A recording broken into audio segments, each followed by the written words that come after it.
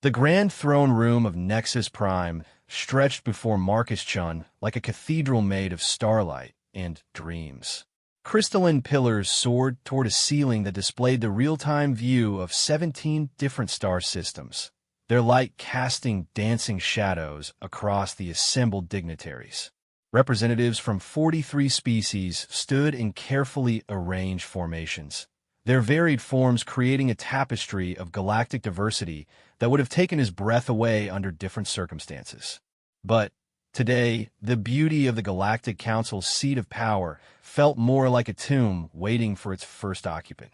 Marcus adjusted his simple black diplomatic uniform, feeling distinctly out of place among the elaborate ceremonial garments that surrounded him. The Zephyrian ambassador wore robes that seemed to be cut from liquid moonlight, while the Thackeray delegation sprouted bioluminescent feathers that pulsed with their emotional states. Even the normally stoic mechanized collective had adorned their chrome bodies with intricate etchings that caught the light like frozen lightning. All this pageantry for what was essentially a trial that could end with the execution of the most beloved royal family in known space. The accused sat in a containment field at the center of the room, their forms barely visible through the shimmering energy barrier. Princess Lyralii of the Astarian Kingdom looked nothing like the regal figure Marcus had studied in diplomatic briefings. Her usually pristine silver hair hung in disheveled strands around a face marked by exhaustion and despair. Beside her, Prince Valdris maintained his composure with visible effort, his jaw set in defiant determination even as his hands trembled slightly. Their crime, according to the prosecution, was the systematic genocide of 3 billion Corvani civilians during the War of the Shattered Moons. The evidence appeared overwhelming. Holographic displays throughout the room showed orbital bombardment patterns, casualty reports, and intercepted communications that painted a picture of calculated mass murder. Marcus had read every file, studied every piece of evidence, interviewed every available witness. By all logical analysis, the Astarian royals were guilty. The Galactic Council's judgment seemed inevitable, and execution was the mandatory sentence for crimes of this magnitude. So why was he here, representing humanity in what appeared to be an open-end, shut case?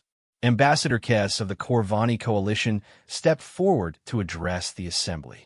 Her reptilian features were composed, but Marcus could see the grief that burned behind her golden eyes. The Corvani had lost nearly a third of their total population in the war. Their desire for justice was both understandable and absolute. Esteemed members of the Galactic Council, Kess began, her voice carrying easily through the chamber's acoustic systems.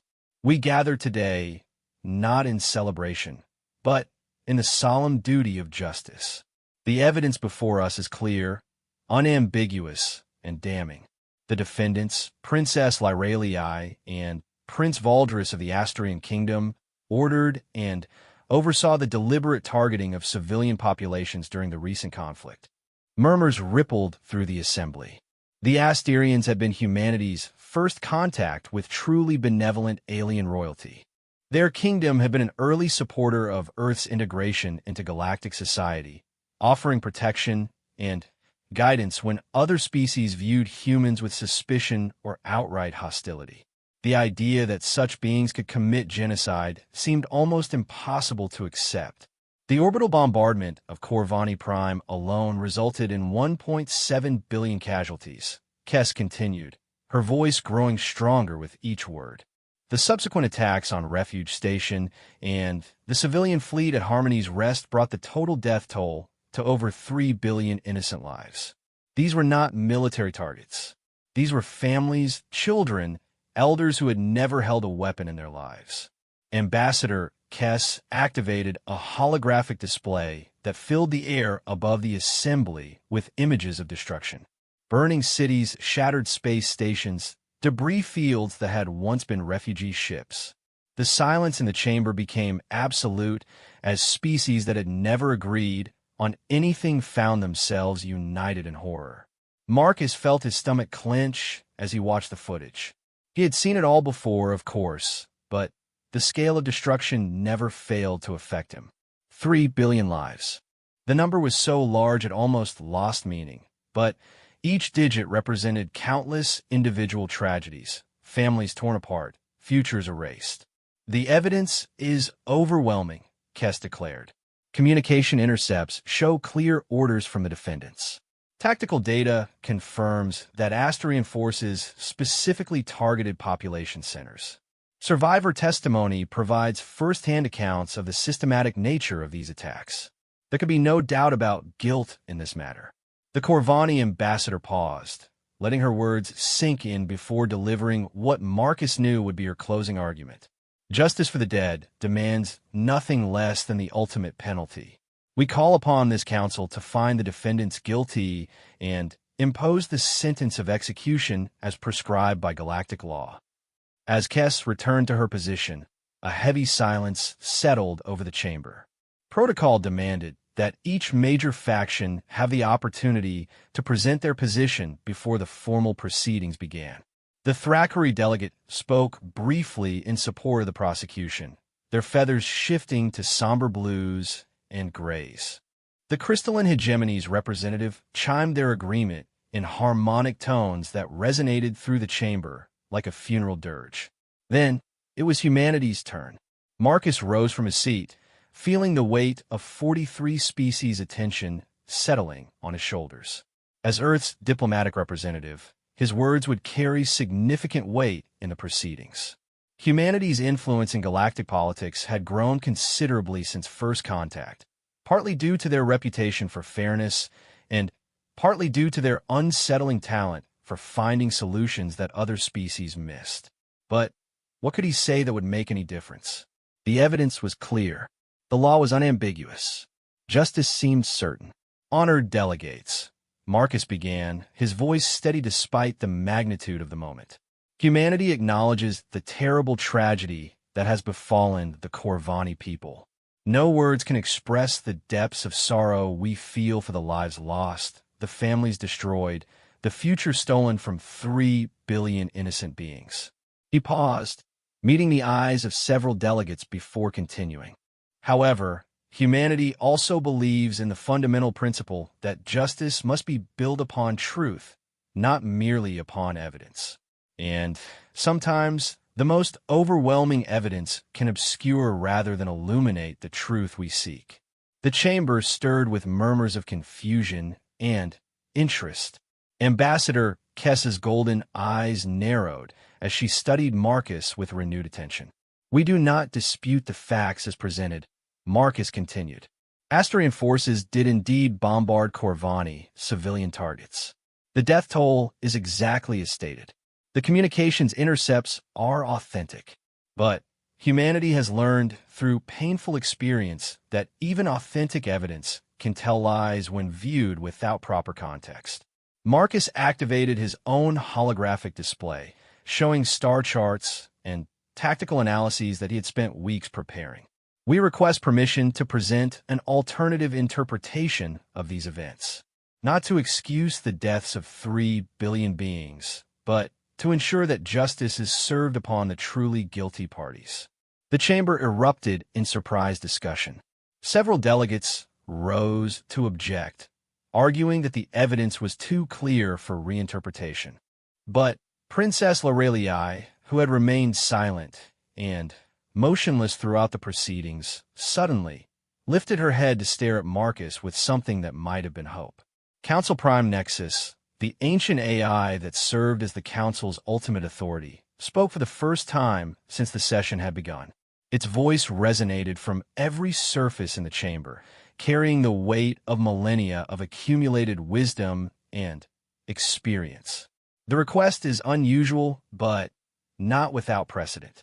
Humanity has earned the right to be heard through their consistent service to galactic peace and their unique perspective on complex matters.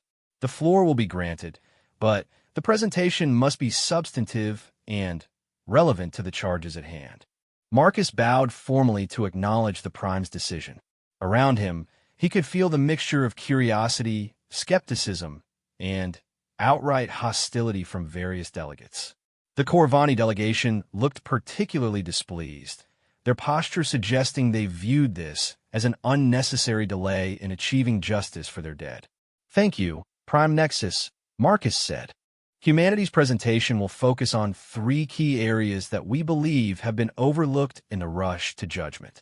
First, the tactical impossibility of the accused actions given known Asterian military capabilities. Second, the presence of third-party actors in the conflict zone during the alleged genocide. And third, evidence of a sophisticated deception operation designed to ensure that the wrong parties would be held responsible for these crimes. The holographic displays around the chamber shifted to show detailed military analyses that Marcus had compiled with the help of Earth's best strategic minds. What they had discovered would either save 2 innocent beings from execution or destroy humanity's reputation in galactic politics forever. "We begin with the matter of capability," Marcus said, highlighting sections of the star chart that show the positions of various fleets during the attacks. Asterian forces, while formidable, operate under strict tactical doctrines that prioritize precision over overwhelming force. Their ships are designed for surgical strikes, not the kind of massive bombardment necessary to destroy entire population centers. The display zoomed in on technical specifications of Asterian warships, comparing their firepower output to the level of destruction seen on Corvani worlds. The numbers didn't match. Even deploying every available ship in sustained bombardment, the Asterian fleet couldn't have caused a level of devastation in the time frame suggested by the evidence. "This doesn't prove innocence," objected the Thackeray delegate, their feathers shifting to aggressive reds and oranges. "It merely suggests they had assistance or used weapons not in our databases." Marcus nodded. "An excellent point, which brings us to our second area of concern. Long-range sensor data from the conflict zone shows the presence of at least 12 unidentified vessels operating in the same space during the attacks. These ships used advanced stealth technology that initially masked their signatures, but careful analysis reveals their presence. The chamber fell silent as the implications became clear. Unknown ships in the combat zone during a genocide suggested a level of complexity that the original investigation had missed entirely. Furthermore, Marcus continued, quantum signature analysis of the bombardment patterns shows energy discharges consistent with Voidwalker technology. The Voidwalkers, as we all know, disappeared from galactic civilization over 2,000 years ago, but their weapons technology was unique in its destructive capability. Council Prime Nexus spoke again, its voice carrying a note of interest that hadn't been present before. "These are serious allegations, Ambassador Chun. Do you have evidence to support the claim of Voidwalker involvement?" Marcus activated another section of his display, showing detailed energy analysis reports that had taken Earth's best scientists months to compile. "We do, Prime Nexus. The quantum signatures are unmistakable to those who know how to look for them." The question then becomes, who has access to ancient Voidwalker technology, and why would they use it to frame the Asterian royal family?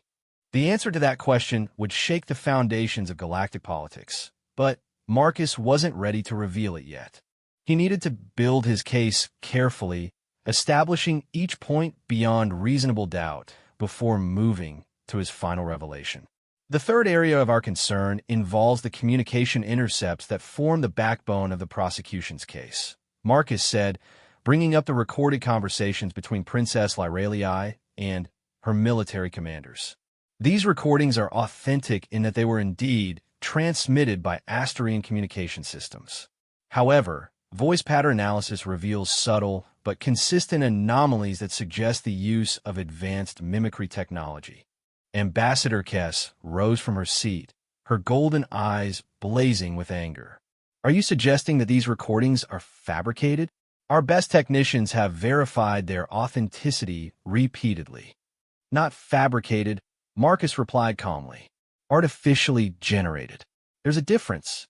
The conversations are real in the sense that someone did transmit them using Asterian systems. But voice synthesis technology has advanced considerably in recent years.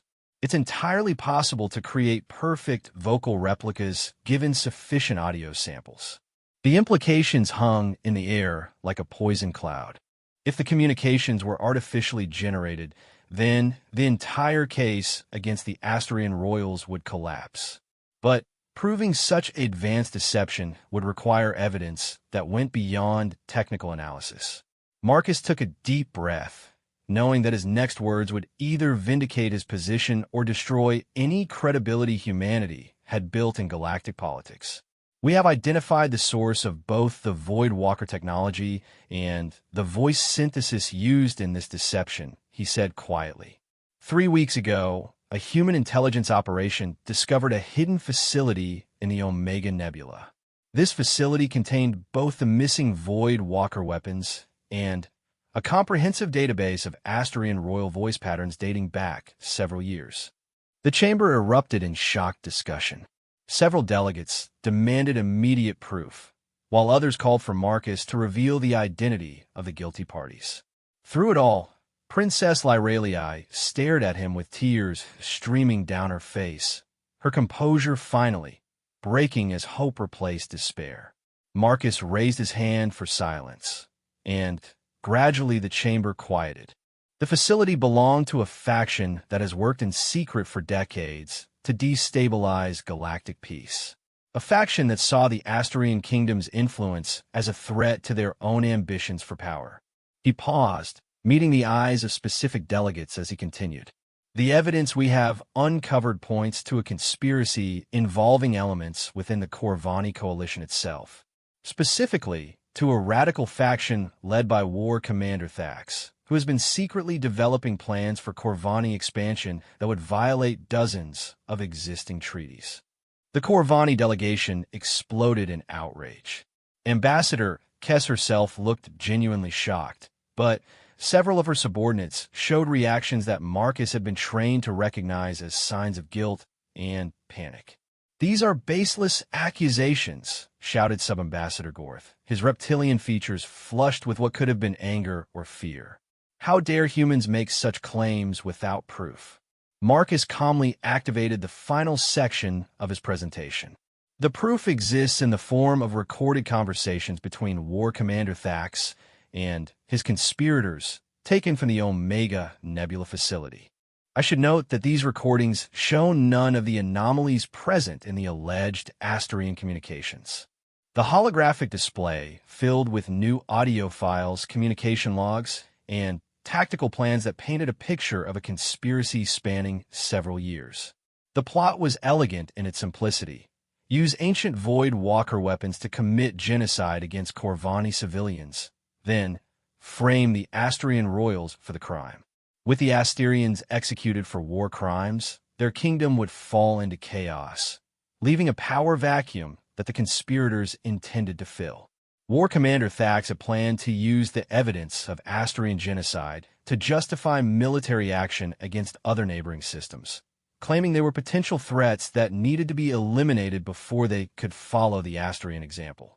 Within a decade, the Corvani would have expanded their territory by several thousand systems while positioning themselves as the guardians of galactic peace. The only flaw in the plan had been their underestimation of human analytical capabilities.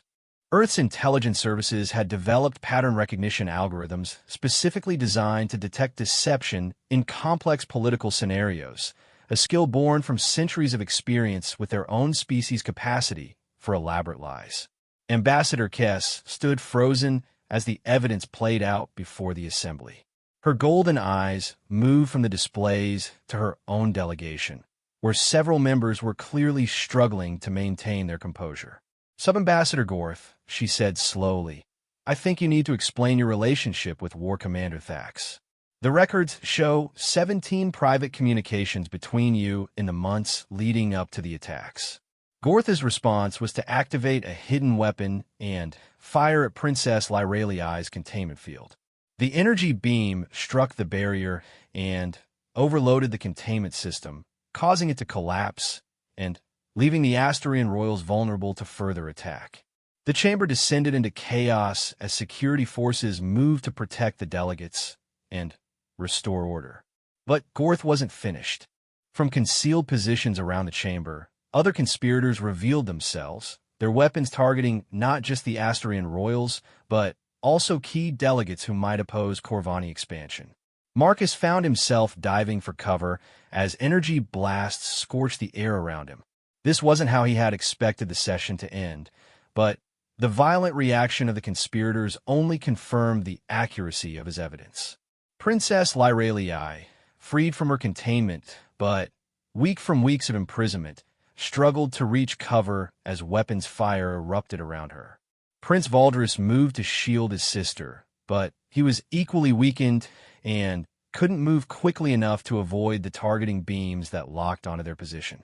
Marcus saw the targeting lights converge on the royal siblings and made a decision that would define the rest of his life.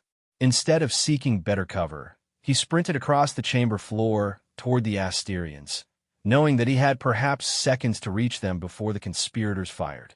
The first energy blast caught him in the shoulder, spinning him around and sending him crashing into one of the crystal pillars. The pain was immediate and overwhelming, but he forced himself back to his feet and continued moving toward the royals. The second blast missed him by centimeters, striking the floor where he had been a moment before and leaving a smoking crater in the polished stone.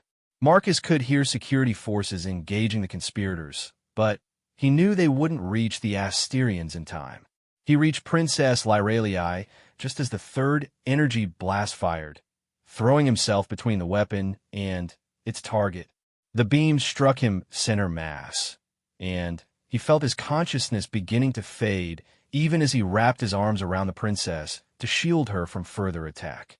The last thing Marcus saw before darkness claimed him was the expression of wonder and gratitude in Lyralii's silver eyes as she whispered something he couldn't quite hear. Then the world dissolved into pain and shadow, leaving only the echo of weapons fire and the knowledge that he had done what humans do best: step forward when others step back. When Marcus next opened his eyes, he was in a medical facility that seemed to be constructed from pure light and gentle warmth. Healing fields hummed around his body, repairing damage that should have been fatal. Through the transparent walls of his room, he could see the sprawling cityscape of Nexus Prime, its towers reaching toward a sky filled with spacecraft from dozens of worlds. A figure moved in his peripheral vision, and he turned to see Princess Lyralii sitting beside his bed. She looked nothing like the broken prisoner he had seen in the council chamber. Her silver hair gleamed with health and vitality. Her posture was straight and regal, and her eyes held a warmth that seemed to encompass the entire room. "You're awake," she said softly. "The doctors weren't certain you would survive. The energy blast damaged several major organs and caused significant neural trauma." Marcus tried to speak, but found his throat too dry to form words. Lyralii noticed his difficulty and helped him sip water from a cup that seemed to be made from crystallized starlight. "How long?" he finally managed to ask. 3 days, she replied.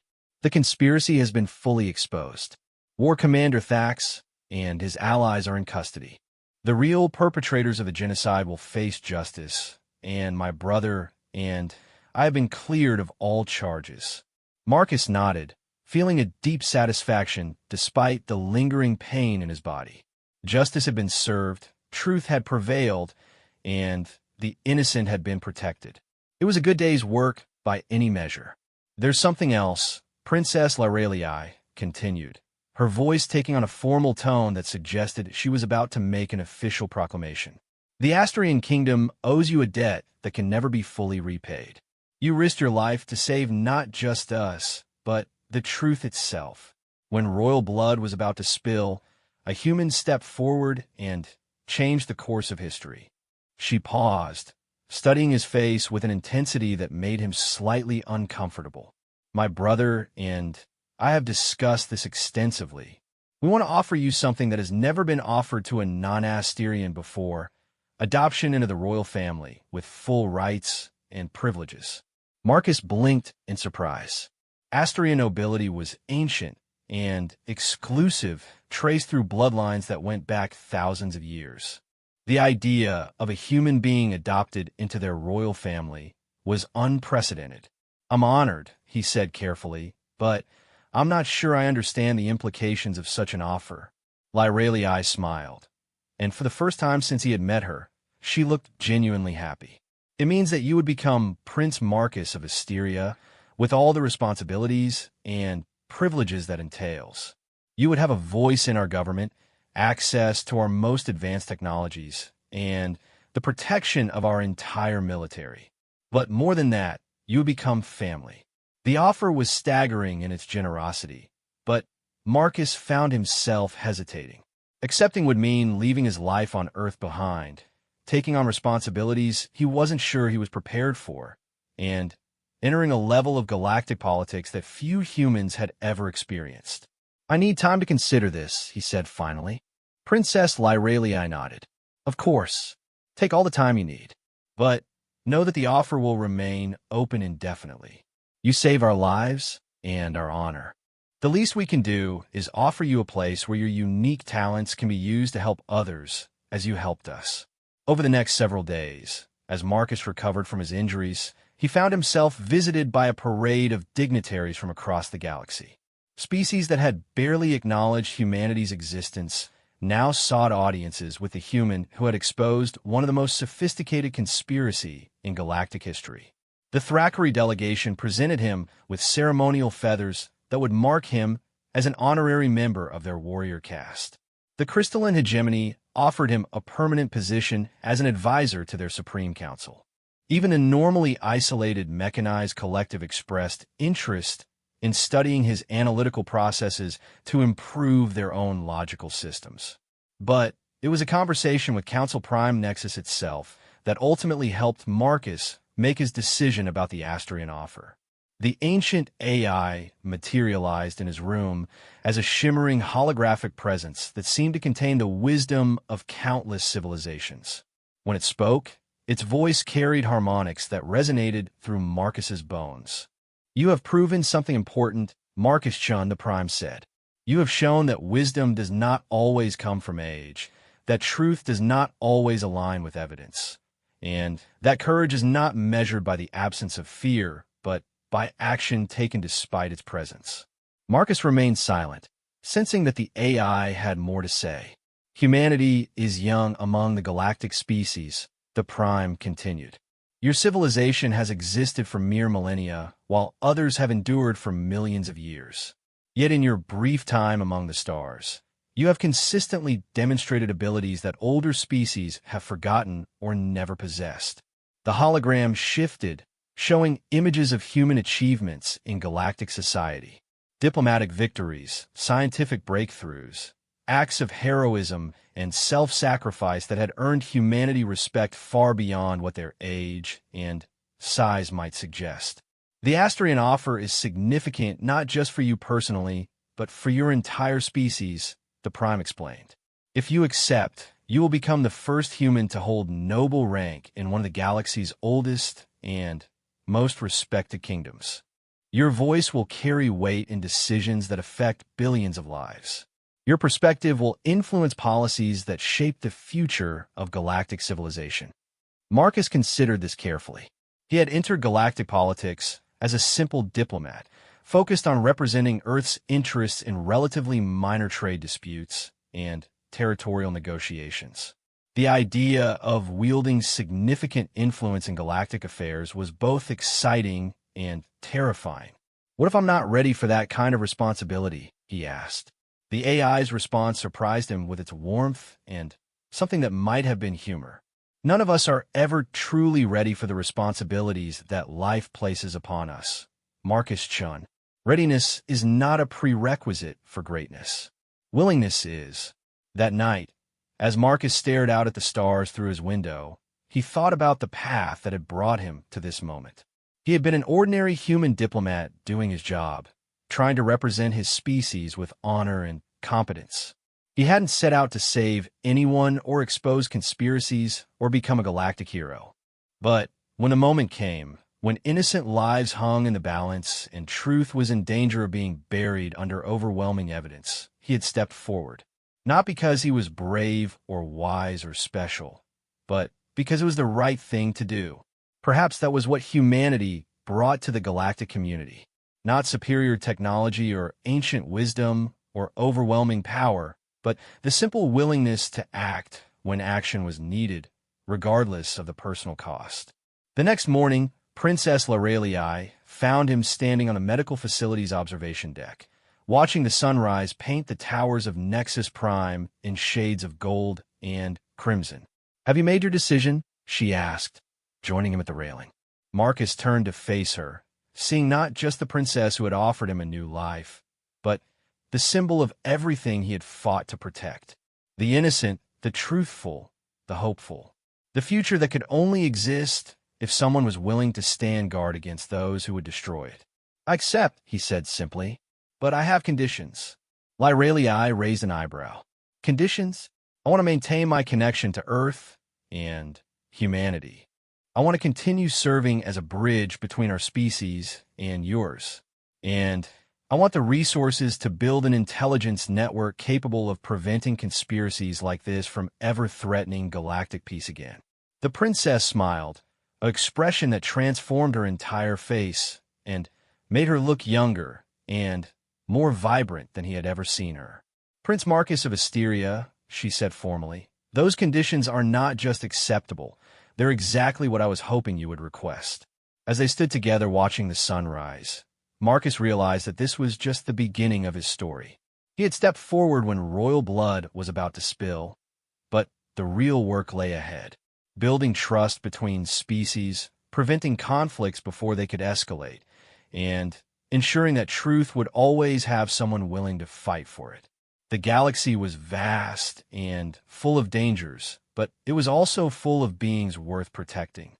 And now, thanks to a moment of courage in a crystal chamber, he had the position and resources to make a real difference in their lives. When the formal adoption ceremony took place 3 days later, representatives from every major species in the galaxy attended.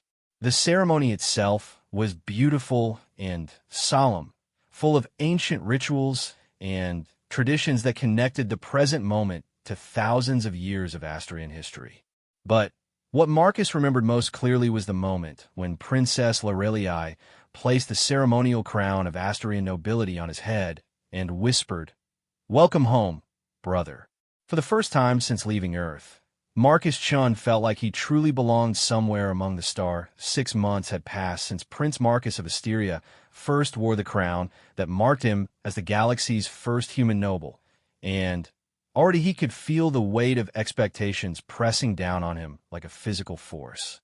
The royal palace on Asteria Prime was a marvel of architecture and technology, its living crystal walls shifting color with the planet's emotional atmosphere. But today the normally warm golden hues had taken on worried shades of amber and pale orange. Marcus stood in the strategic planning room, studying holographic displays that showed disturbing reports from across the galaxy. The exposure of the Corvani conspiracy had created a power vacuum that various factions were rushing to fill, and not all of them had peaceful intentions. "The situation on Kepler 7 is deteriorating rapidly," reported Admiral Thane, the Asterian fleet commander whose blue scale features marked him as one of the ancient Aquarian subspecies that had integrated into Asterian society centuries ago. 3 separate mining corporations are claiming exclusive rights to the lithium deposits, and each has hired mercenary forces to back their claims.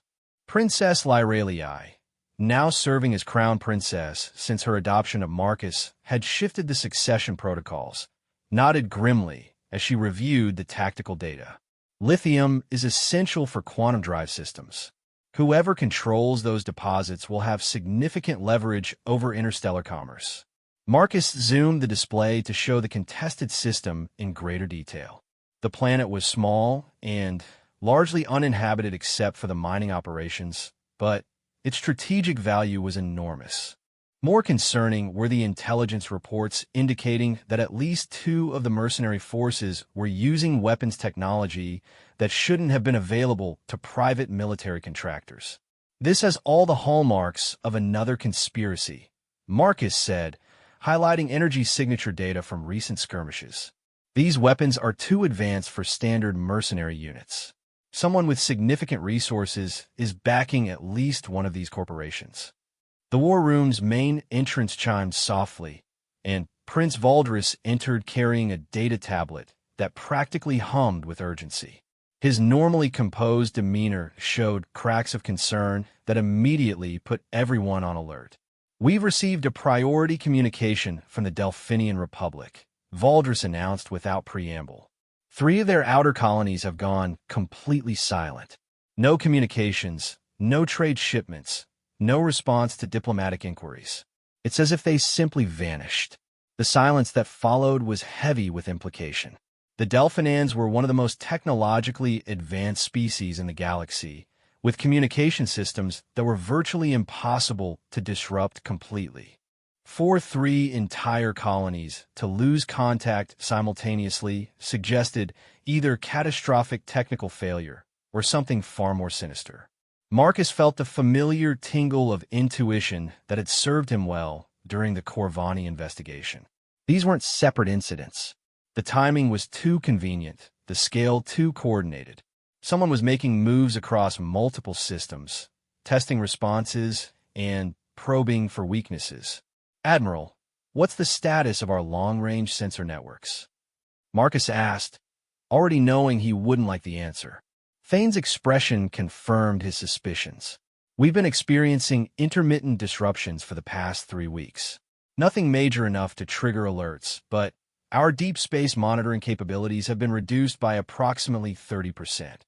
Princess Lyralii moved to the strategic display and began highlighting affected regions. The pattern that emerged was troubling, but not random. The sensor disruptions, mining conflicts, and missing colonies formed a rough circle around a section of space that had been largely unexplored since the Void Walker disappearance 2 millennia ago. "Someone's creating a blind spot," Marcus said, his voice carrying a certainty that surprised even him. "They're systematically degrading our ability to monitor activities in this region while creating distractions that draw attention elsewhere." The implications were staggering. Any force capable of such coordination would have resources that rivaled major galactic powers, but they were operating in secret and apparently had access to technology that could neutralize even Delphinian colonies. A priority alert suddenly blazed across all the displays in the room, its urgent red glow casting ominous shadows on the assembled faces. The message was brief but chilling. "Asteria Prime, this is Captain Sarah Rodriguez of the Earth Defense Force vessel Resilience. We are under attack by unknown vessels using technology we have never encountered. Request immediate assistance. Our position is..." The transmission cut off abruptly, leaving only static and the terrifying silence that followed. Marcus felt his blood turn to ice. Captain Rodriguez was one of Earth's most experienced commanders, and the Resilience was one of humanity's newest and most advanced ships. If they were calling for help, the situation was dire. But more than that, the Resilience had been on a routine diplomatic mission to establish trade agreements with the Centauri colonies. Their route should have taken them nowhere near the region where the sensor disruptions were occurring. "Admiral, I need our fastest ship prepared for immediate departure," Marcus said, his diplomatic training taking over even as his mind raced with possibilities. "And contact the Galactic Council. If someone is attacking Earth vessels, this could be the beginning of something much larger." Princess Lyralii stepped forward, her silver eyes flashing with determination. "I'm coming with you." "Lyra, that's not necessary. This could be dangerous." And when royal blood was about to spill, a human stepped forward, she interrupted, using the phrase that had become something of a motto between them. "Now Earth's children are in danger, and an Astrian princess steps forward. We're family, Marcus. That means we protect each other." Admiral Thane nodded approvingly. "The Starweaver is our fastest ship, and she's fully equipped for both diplomacy and combat. I'll have her ready to depart within the hour." As the room erupted into activity, with officers and technicians preparing for what might be their most important mission since the Corvani conspiracy, Marcus found himself thinking about the interconnected nature of galactic politics. Every action created ripples that spread across space and time, affecting lives and civilizations in ways that were often impossible to predict. The exposure of the Corvani plot had saved the Asturian royals and prevented a war of expansion, but it had also revealed the existence of ancient weapons and hidden factions that operated beyond the reach of traditional law enforcement. Now, those same destabilizing elements seem to be making their next move, and Earth had somehow become a target. The Starweaver lived up to its name, sliding through hyperspace like a needle through silk, while its advanced sensors probed the surrounding dimensions for any sign of the missing Earth vessel. Marcus stood on the bridge beside Princess Lyrelii, both of them studying the tactical displays that showed their approach to the Resilience's last known position. Hyperspace distortions detected, reported Commander Kess, the ship's Thackeray navigation officer, whose feathers had shifted to focused patterns of deep blue and silver. Something very large dropped out of hyperspace in this region approximately 4 hours ago. The distortion patterns were unlike anything in the standard databases. Whatever had caused them was using technology that didn't match any known ship configuration, and the energy signatures suggested power outputs that were orders of magnitude beyond conventional starship capabilities. "There," Lieutenant Voss called out from the sensor station, her crystalline features refracting the bridge lighting into rainbow patterns as she concentrated on her instruments. "I'm detecting debris patterns consistent with a Federation vessel, but the quantum signatures are wrong somehow." Marcus felt his heart sink as the main display showed the scattered remains of what had once been a proud starship. The debris field was extensive, suggesting that the Resilience had been thoroughly destroyed, but the wreckage patterns didn't match any weapon system in the galactic databases. "Life signs?" Princess Lyrelii asked, though her tone suggested she already knew the answer. "Negative," Voss replied quietly. "No survivors detected, no escape pods, no emergency beacons. Whatever happened here was quick and complete." As they moved closer to the debris field, additional details became apparent that made the situation even more disturbing. The hull fragments showed signs of molecular disintegration, as if the ship's very atomic structure had been systematically unraveled.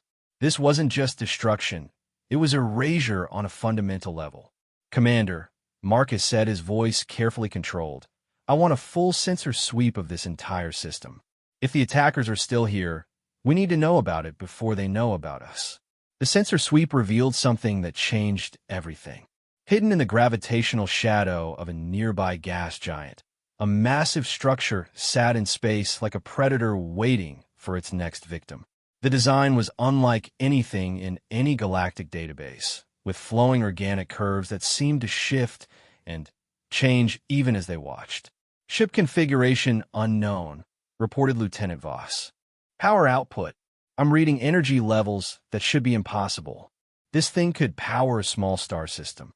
More disturbing than its size or power was the fact that long-range sensors were having difficulty maintaining a lock on the vessel. It seemed to exist partially outside normal space-time, flickering in and out of detectability as if it was only partially present in their dimension. "Void Walker technology," Princess Lyrelii whispered, her face pale with recognition and fear.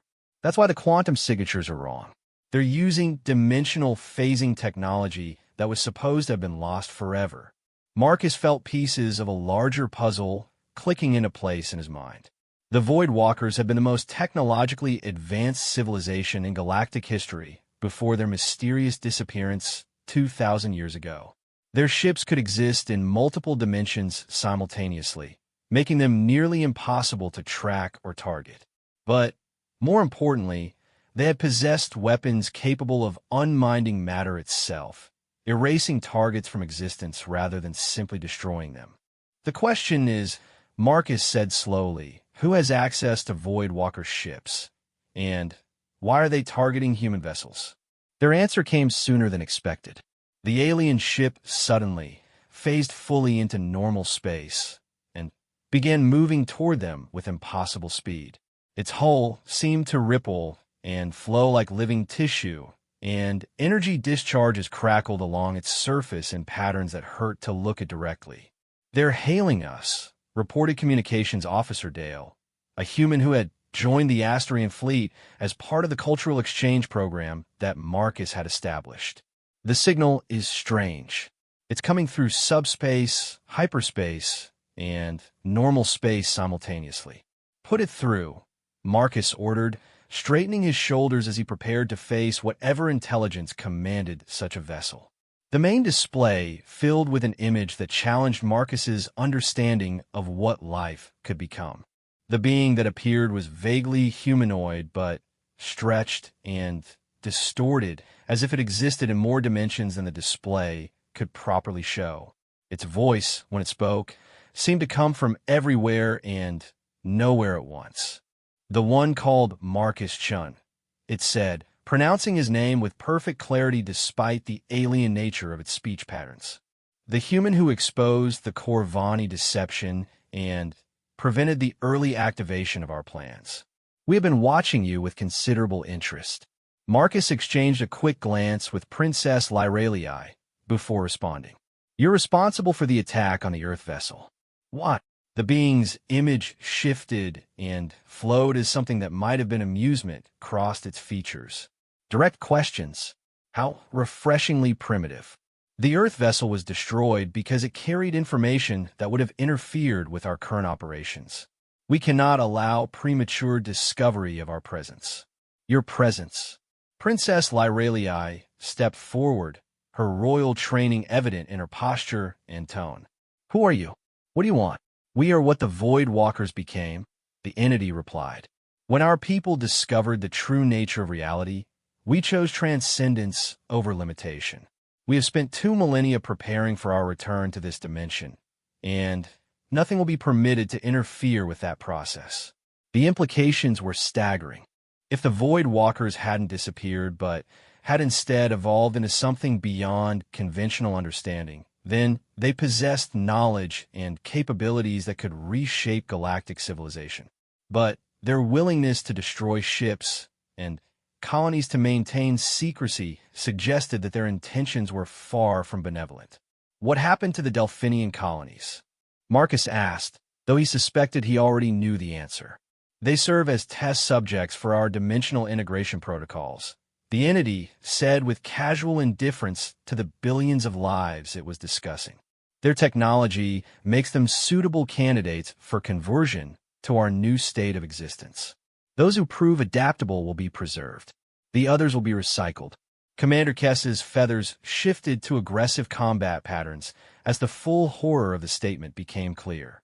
"You're experimenting on entire civilizations." "We are preparing this dimension for our return," the entity corrected. "Your primitive understanding of ethics is irrelevant to beings who exist beyond the constraints of linear causality. We act for the benefit of all reality, not merely the current inhabitants of this small corner of space-time." Marcus felt anger rising in his chest, but he forced himself to remain diplomatic. Getting emotional would accomplish nothing except possibly provoking an attack from a being whose capabilities far exceeded their own. "What does this have to do with me specifically?" he asked. "Why show yourself now?" The entity's image seemed to focus more clearly, as if it was paying closer attention to Marcus than before. "Because your actions have marked you as a significant variable in our calculations. Humans possess intuitive capabilities that could potentially interfere with our plans. You, specifically, have demonstrated an ability to see patterns that other species miss." Princess Lyralii moved closer to Marcus, her hand resting on the ceremonial weapon that all Asterian royalty carried. It was a symbolic gesture rather than a practical one. No conventional weapon could harm a being that existed partially outside normal space. But Marcus appreciated the show of support. "You're offering me something," Marcus said, reading between the lines of the entity's words. "What is it?" "Integration," the entity replied. "Your consciousness would be preserved and enhanced, freed from the limitations of linear existence and single-dimensional awareness. You would become one of us, with access to knowledge and capabilities beyond anything your current form could comprehend. The offer hung in the space between them like a poisonous flower, beautiful and terrible at the same time. Marcus could see the appeal: unlimited knowledge, existence beyond death, power to reshape reality itself. But he could also see the cost. Everything that made him human would be lost in the process. And if I refuse, then you will be eliminated, the entity said without emotion, along with your companions, your adopted family, and eventually your entire species. We cannot permit variables that might disrupt our return to this dimension. The bridge fell silent except for the soft hum of the ship's systems. Marcus could feel the weight of the decision pressing down on him, but this time it wasn't just his own life at stake. The entire future of human civilization hung in the balance, along with the lives of every species that might resist the Void Walker's return. How long do I have to decide? Marcus asked. Your linear time perception makes precise measurement difficult, the entity replied. Approximately what you would call 72 hours. We will contact you again when that period has elapsed. The transmission ended abruptly, leaving the bridge crew staring at empty space where the alien ship had been. Long-range sensors showed that it had phased back into dimensional flux, becoming undetectable once again. Princess Lyralii was the first to speak. We need to get word to the Galactic Council immediately. If the Void Walkers are planning some kind of return, every species needs to be warned. Marcus nodded, but his mind was already working on a larger problem. Warning the Council was important, but it wouldn't be enough. If the Void Walkers possessed the technological advantage they seemed to have, conventional military response would be useless. They needed a different approach, something that played to humanity's unique strengths rather than trying to match impossible capabilities. Commander, set course for Nexus Prime at maximum speed, Marcus ordered, and send a priority message to Council Prime Nexus. Tell them we need an emergency session of all major species representatives. As the Starweaver jumped to hyperspace, Marcus found himself thinking about the patterns that had brought him to this moment. The Corvani conspiracy had been a test, a way of measuring how effectively he could uncover hidden truths and expose deception. Now he was facing a challenge that made that investigation look like a simple puzzle. But perhaps that was exactly what was needed. The Void Walkers were beings of immense power and knowledge, but they thought in terms of force and technological superiority.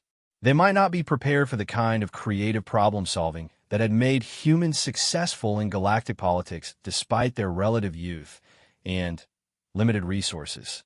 Lyra, Marcus said quietly as they watched the stars streak past the bridge windows, I need you to contact your brother and have him begin mobilizing the fleet. Not for attack. We can't win a conventional war against these beings. But we're going to need every ship we can get for what I have in mind. Princess Lyralii studied his face, reading the determination and something that might have been hope in his expression. What are you planning? Marcus smiled, and for the first time since the encounter with the Void Walker entity, he felt like they might actually have a chance. Something they won't expect. We're going to use their own overconfidence against them.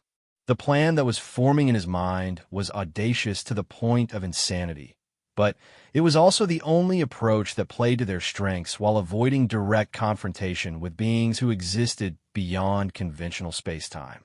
If it worked, they might save not just humanity, but every species in the galaxy from forced transcendence. If it failed, they would all cease to exist in any meaningful sense, converted into whatever the Void Walkers had become in their pursuit of ultimate knowledge and power. But, as Marcus had learned during his first crisis as a galactic diplomat, sometimes stepping forward into impossible odds was exactly what the situation required. When royal blood was about to spill, a human had stepped forward. Now, when galactic civilization itself hung in the balance, it was time to step forward again. The stars streamed past the Starweaver's hull like tears of light, carrying them toward a confrontation that would determine the future of everything they held dear. Behind them, The debris field that had once been Earth's resilience served as a grim reminder of what failure would mean.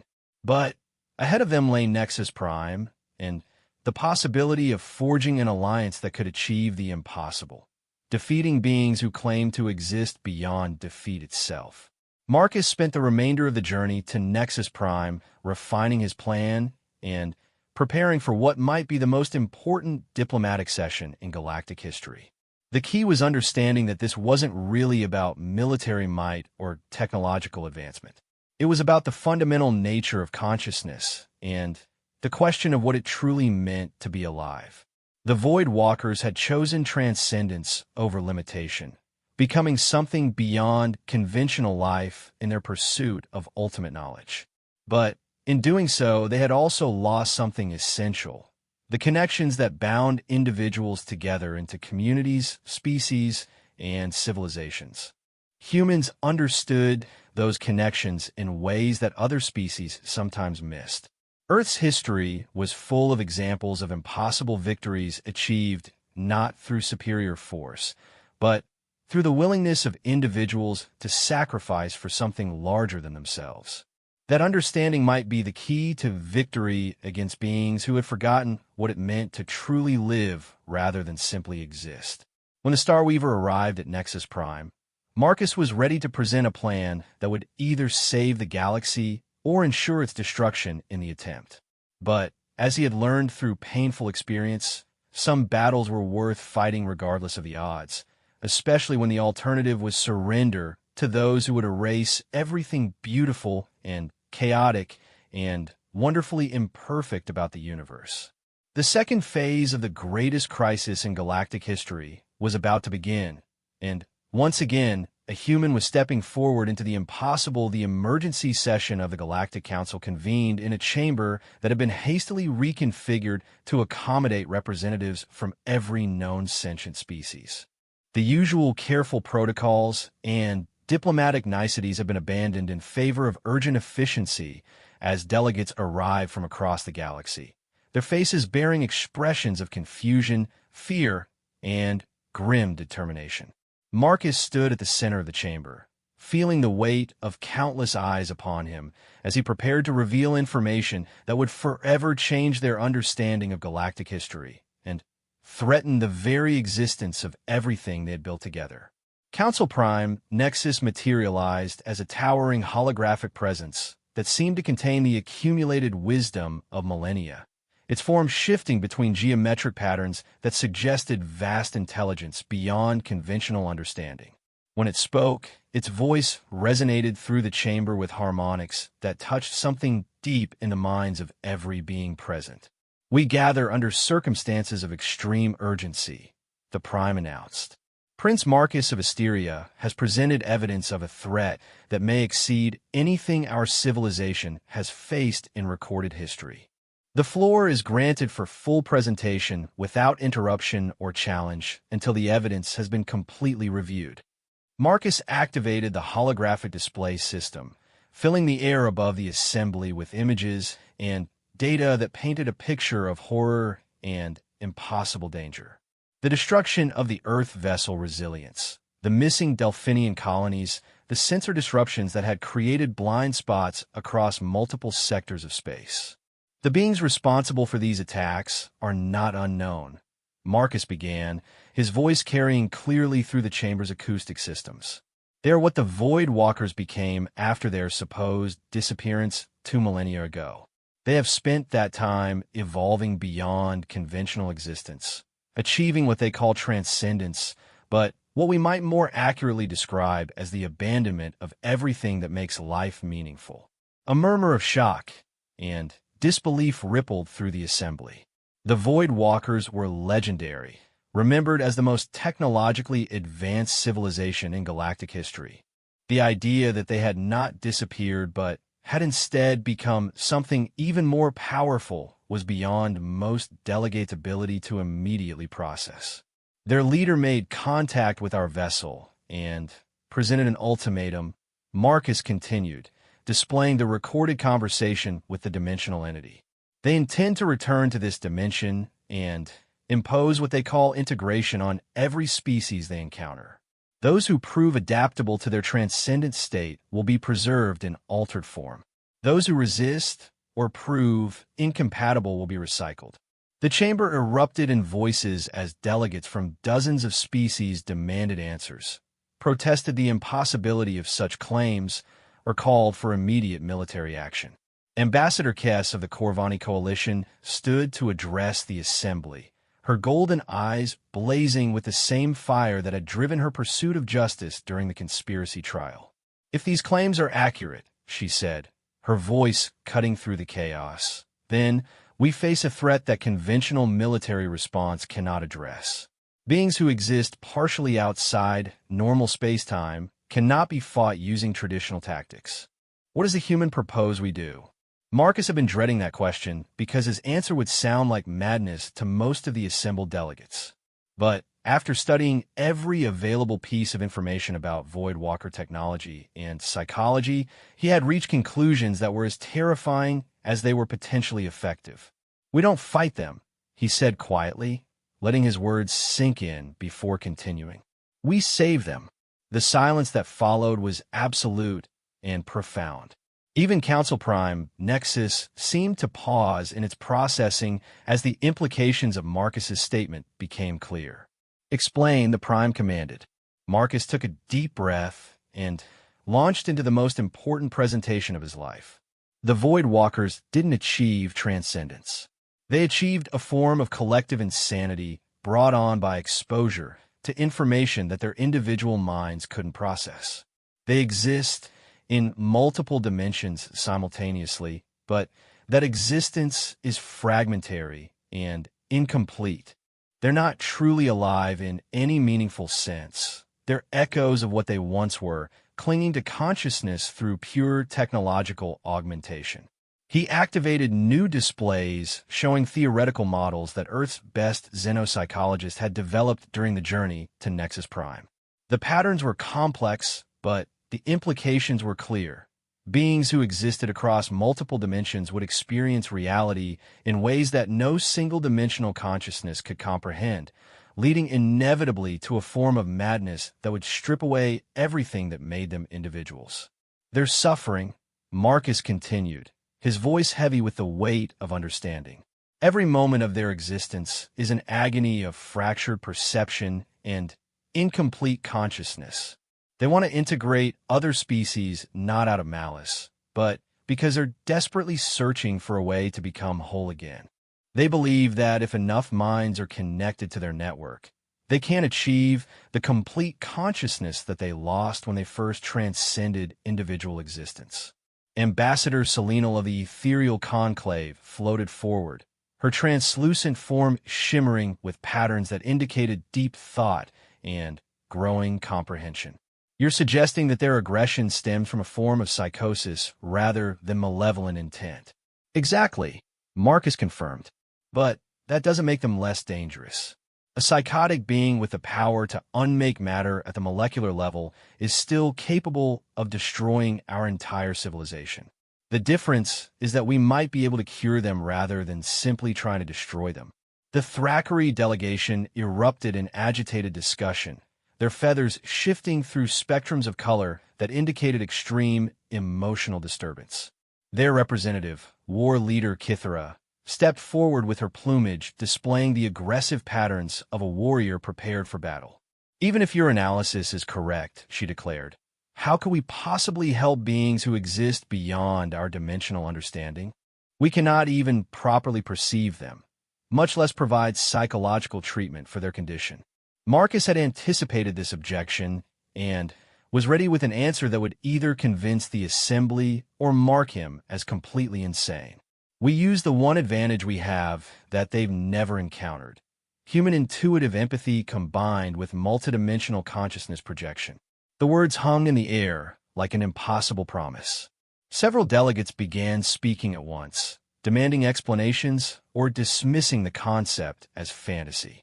But Council Prime Nexus raised a holographic hand for silence, its ancient intelligence clearly processing implications that others were missing.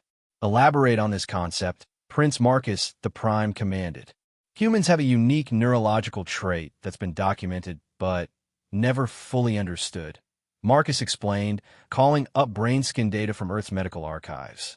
Under extreme stress or emotional connection, human consciousness can briefly project beyond the normal limitations of single-dimensional awareness. It's usually unconscious and temporary, manifesting as what we call empathy or intuition, but theoretically it could be enhanced and directed. Princess Lyralii stepped forward to stand beside Marcus, her silver eyes reflecting a mixture of pride and terror as she realized what he was proposing. You're talking about voluntarily projecting your consciousness into multidimensional space to make contact with the Void Walker entities on their own level. That's the first step, Marcus confirmed. But it's not enough to just make contact. The goal would be to show them what they've lost by demonstrating genuine connection between individual consciousnesses. To remind them that existence has meaning beyond pure knowledge and power. The chamber fell silent again as the full scope of Marcus's plan became apparent. He was proposing to risk his own sanity and consciousness in an attempt to provide psychological therapy to beings who existed beyond conventional reality.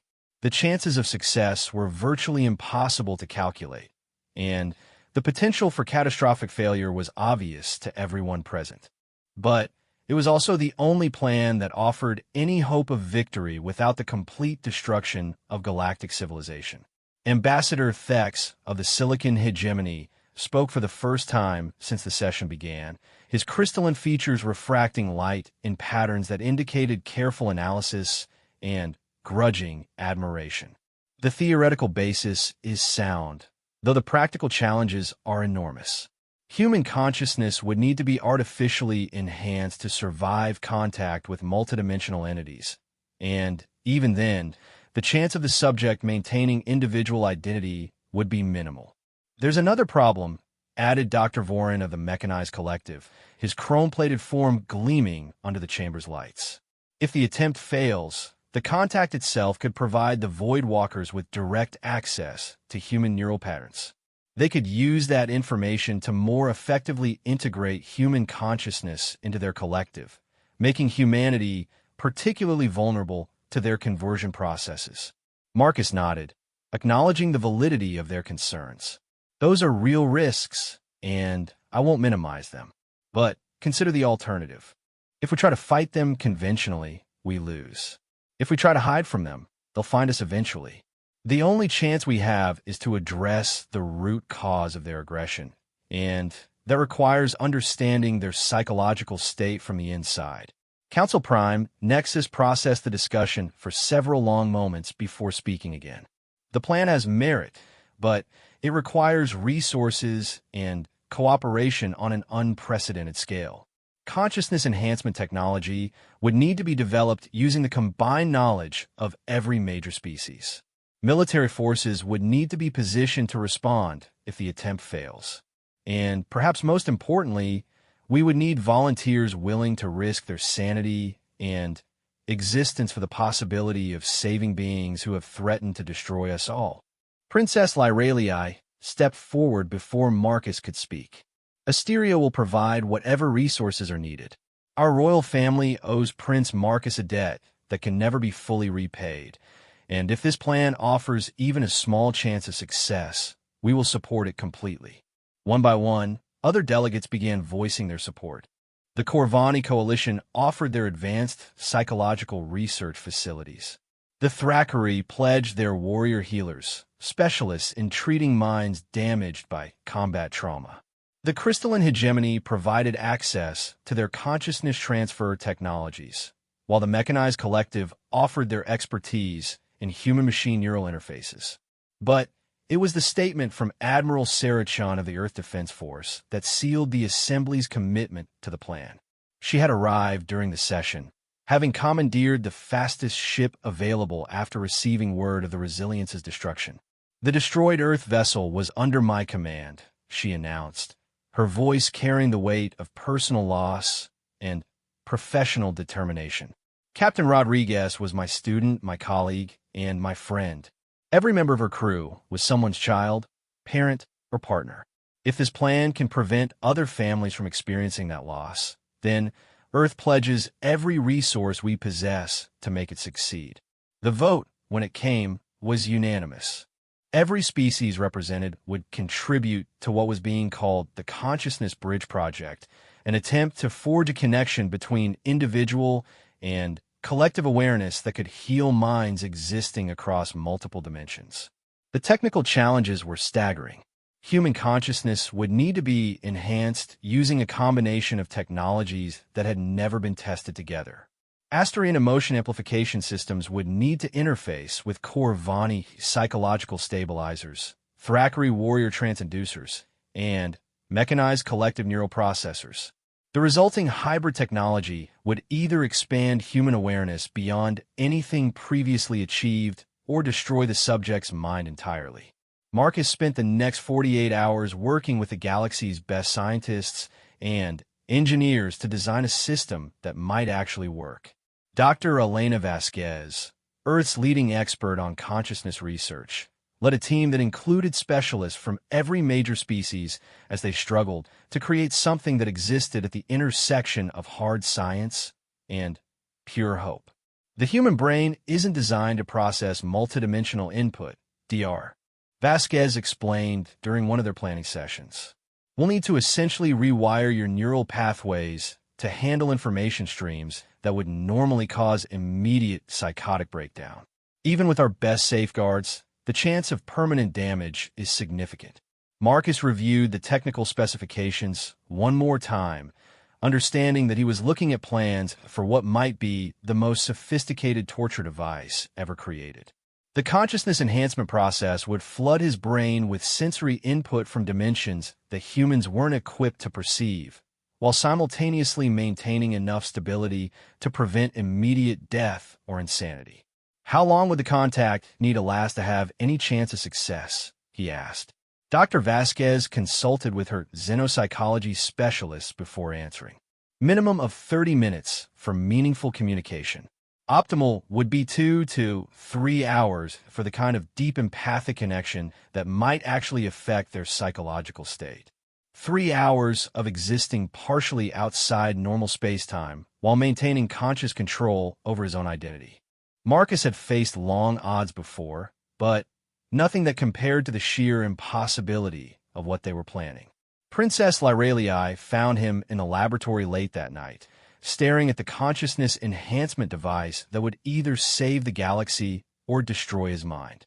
The machine looked like a combination of medical equipment and mystical artifact, its crystalline components glowing with soft internal light while neural interface arrays waited to make contact with his brain.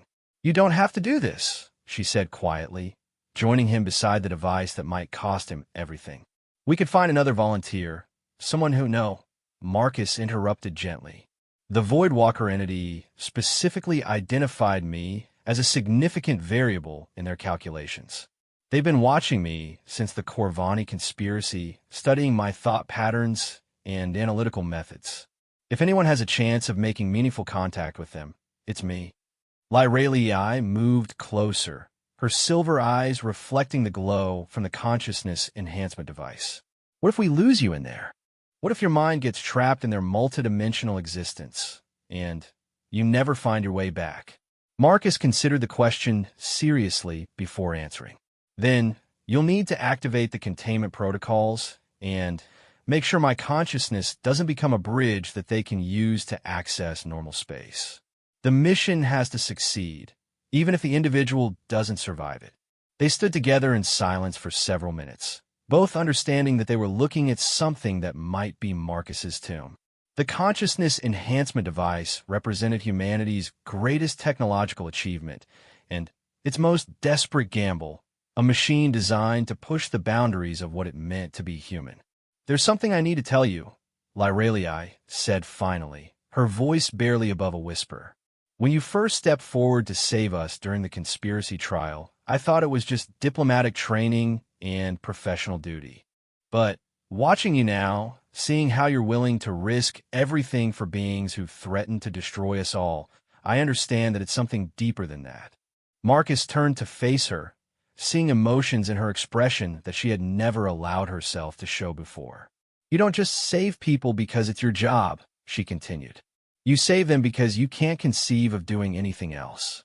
When you see someone in danger, stepping forward isn't a choice, it's who you are. And that's why this plan might actually work. The Void Walkers have forgotten what it means to care about someone else more than yourself. You're going to remind them." The final hours before the consciousness bridge attempt passed in a blur of technical preparations and emotional goodbyes. Messages arrived from Earth carrying support and encouragement from everyone Marcus had ever known. His parents, his former colleagues, school friends he hadn't spoken to in years.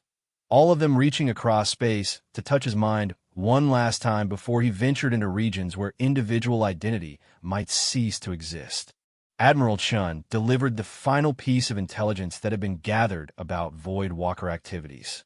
3 more colonies had gone silent, and sensor networks across the galaxy were reporting increasing levels of dimensional disturbance. Whatever the entities were planning, it was accelerating toward some kind of culmination. "The enhanced Void Walker ship has been detected moving toward the galactic core," Admiral Chun reported.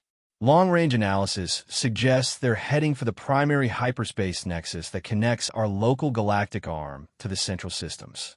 If they can control that nexus, they could cut off communication and travel between major population centers." The implications were clear.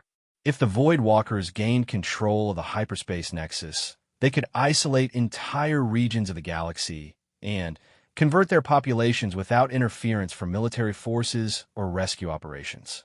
Time was running out faster than anyone had anticipated.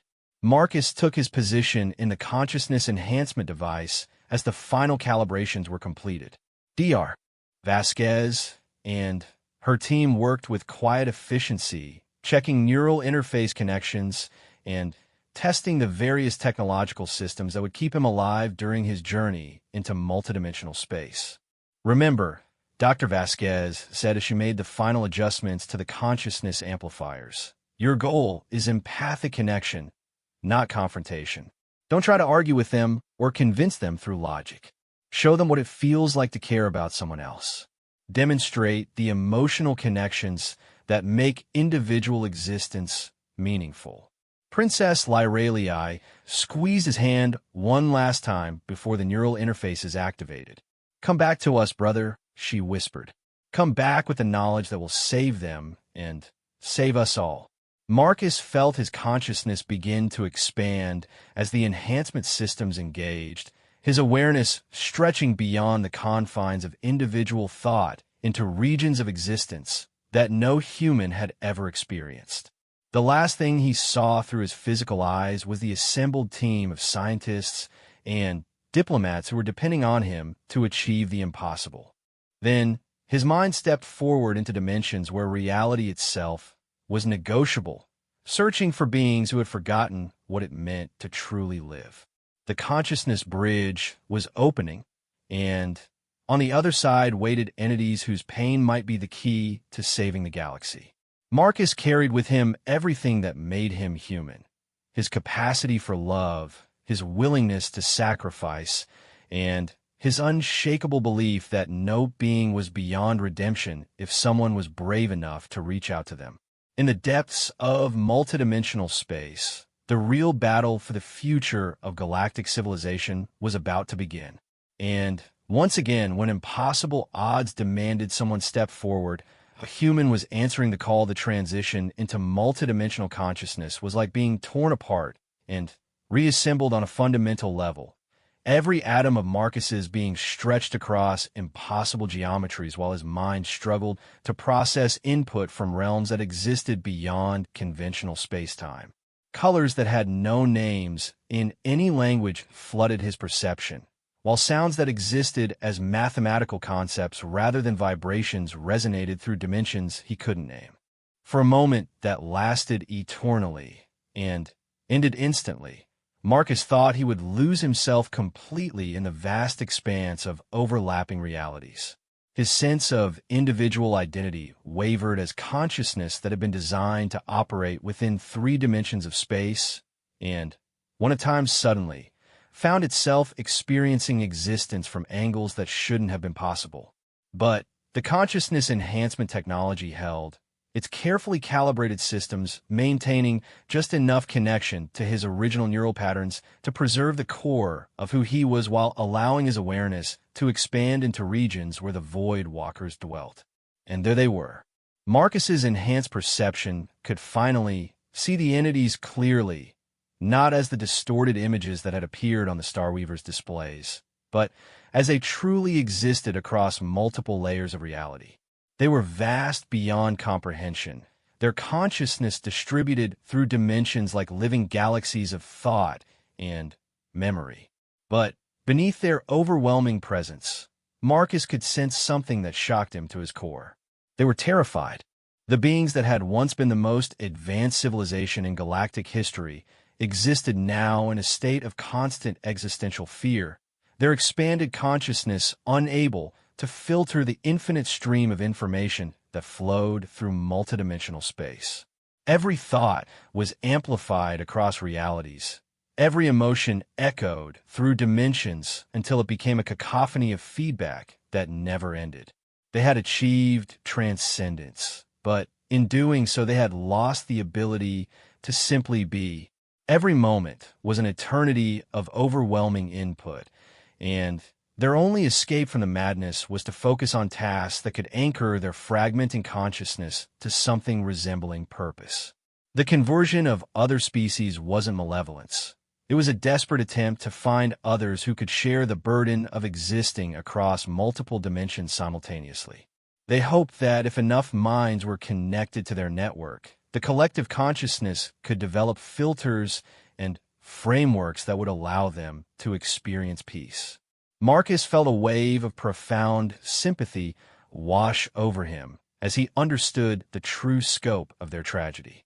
The Void Walkers had sought ultimate knowledge and infinite existence, but had instead trapped themselves in a prison of perception where death was impossible and peace was inconceivable.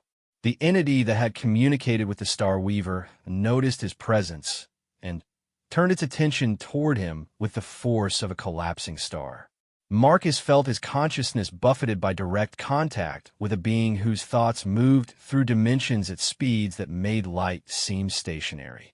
The human has come, the entity observed, its communication arriving as pure concept rather than language.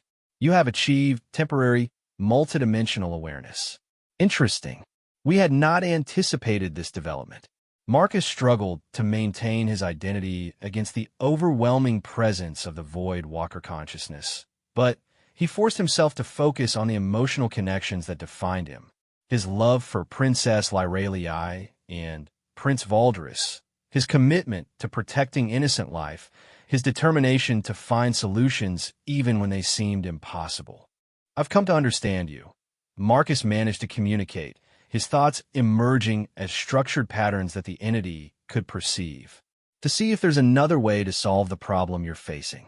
The entity's attention intensified, and Marcus felt layers of his consciousness being examined with the thoroughness of a surgical procedure. The Void Walker was studying his neural patterns, analyzing the way human empathy functioned, trying to understand how individual identity could remain coherent while still forming meaningful connections with others. Your mind is compact, the entity observed with something that might have been puzzlement.